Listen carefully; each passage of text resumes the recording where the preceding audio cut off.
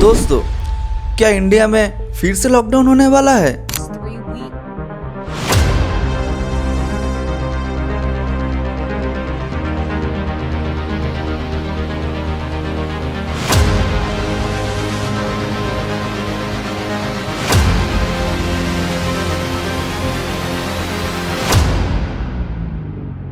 हमारे आदरणीय prime minister Narendra Modi ने हैदराबाद की सभा में पूरे देश को एक क्लियर वार्निंग दी है। पेट्रोल, डीजल और गैस, इन सब का यूज अब हमें बहुत सोच समझकर करना चाहिए। ये सिर्फ एक एडवाइस नहीं बल्कि सरकार की तरफ से एक इमरजेंसी सिग्नल है। लेकिन ये क्यों, व्हाई?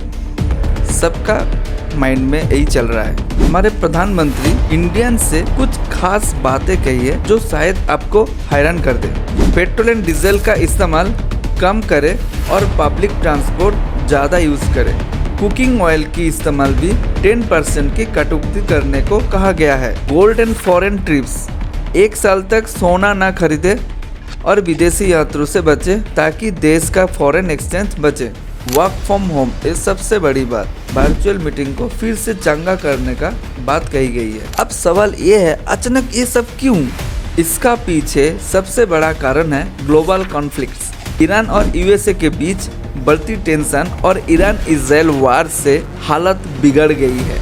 दुनिया का 20% ऑयल स्ट्रेट ऑफ हॉर्मुज से गुजरती है और अगर ईरान ने इसे बंद कर दिया तो पूरी दुनिया में तेल की हाहाकार मच जाएगी। रसिया और यूक्रेन के बीच वॉर पहले से ही चल रही है और अब मिडिल ईस्ट का ये क्राइसिस इंडिया के लिए खतरे की घंटी है। अगर हम लोग करेंसी और बिटकॉइन का फैक्टर समझे तो ये एक बड़ी टेंशन वाली बात है कि रुपये की रिकॉर्ड लो पर पहुंच गया है। जब डॉलर महंगा होता है तो हर चीज का इम्पोर्टेंट महंगा हो जाता है। रसिया और ईरान जैसे कंट्रीज अब बिटकॉइन का यूज कर रहा है सैंक्शन से बचने के लिए। पीएम मोदी ने गोल्ड ना खरीदने की बात इसीलिए कही क्योंकि गोल्ड एक लिक्विड एसेट है, जबकि देश को अभी एक्टिव करेंसी की जरूरत है। दोस्तों, जियोपॉलिटिक्स की असर हम सबका ऊपर पड़ता है।